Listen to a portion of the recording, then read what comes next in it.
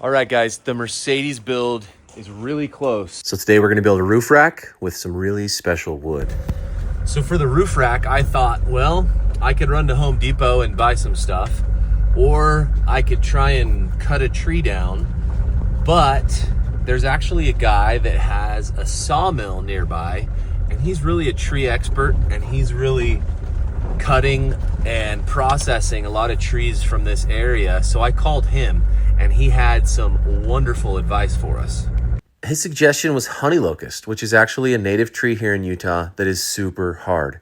The pioneers that settled this area ages ago used it for fence posts that are still around today.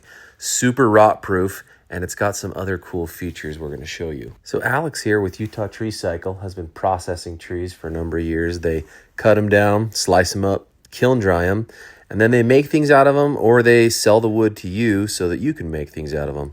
So we go through this stuff and we pick out a big piece of honey locust to bring home, load it in the back of the Mercedes, shuttle this thing an hour and a half back to my shop, and we start to cut this thing down.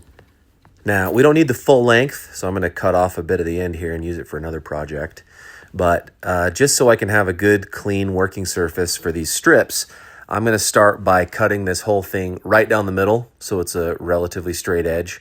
And then I'm going to take these two halves and run them through the planer so that they're flat top and bottom to make nice strips out of. So everything feels pretty flat, feels pretty straight, so I start ripping it into strips, and I'm pretty happy. So a whole bunch of the boards had a bow to them. Even though I planed them, it was a gradual enough bow that it didn't catch that.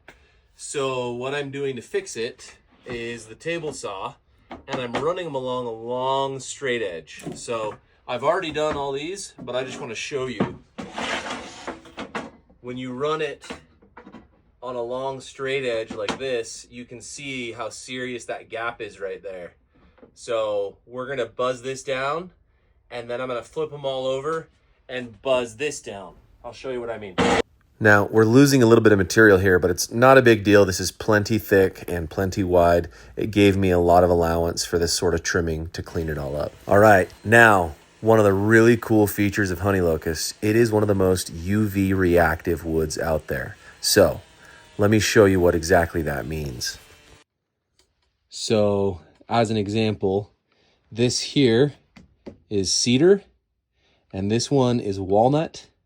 But look at the locust and all of the sawdust all over the floor from this project is crazy.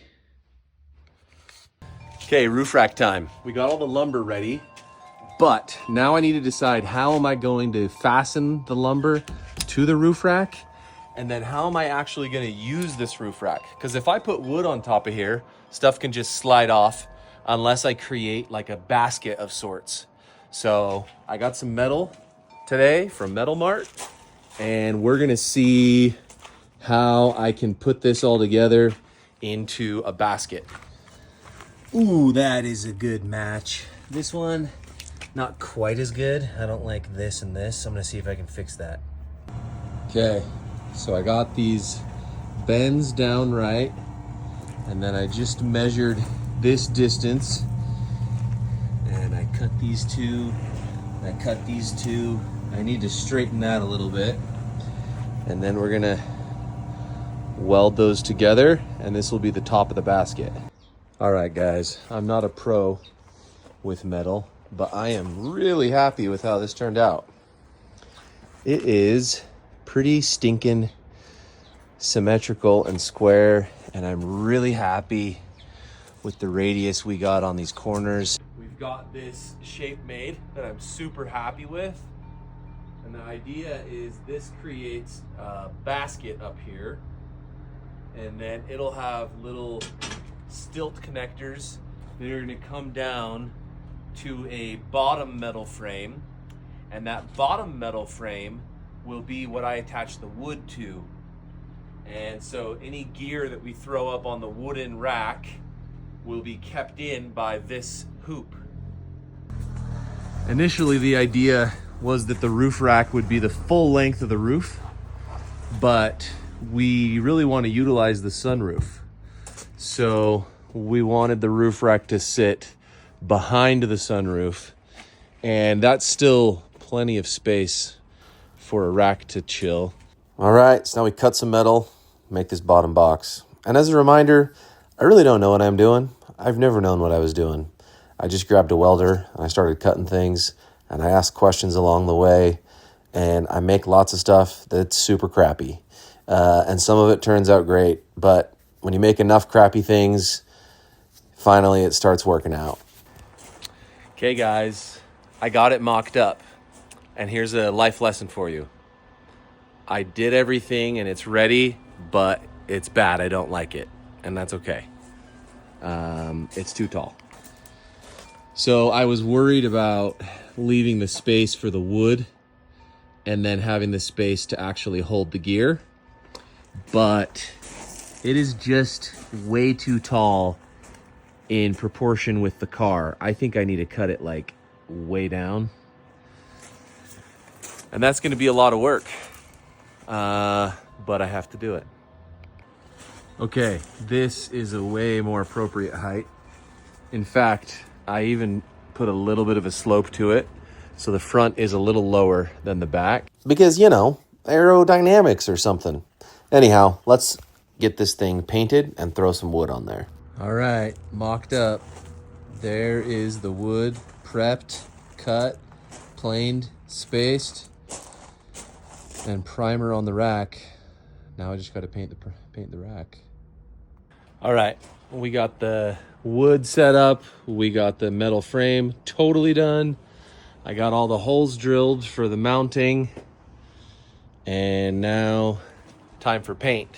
We've decided to paint match the car, just like we did the hubcaps and the rack. So this car is a 1979 Mercedes 300D. And at the time in 1979, Mercedes offered a color called thistle green. And we love thistle green. The problem is it has metallic in it. And for a dork like me who's painting in the outside by their barn, metallic is really hard to paint. So we eliminated the metallic when we mixed this color, but that means we took out some gray tones. So we just added back some gray tones without the metallic.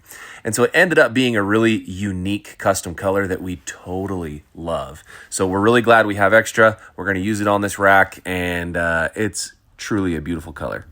All right, we let it cure up for about a day and a half, and then we took it down and started mounting up the wood. We sealed the wood with boiled linseed oil, which was traditional, what they would have used back for those Pioneer fence posts, and also back in the 70s for a roof rack. So we're going to cinch down all these boards, and honestly, that is the last step other than mounting it to the car. Okay, the roof rack is done.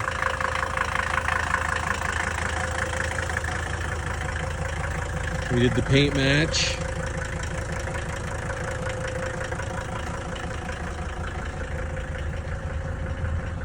I'm hyped. So here's the finished roof rack.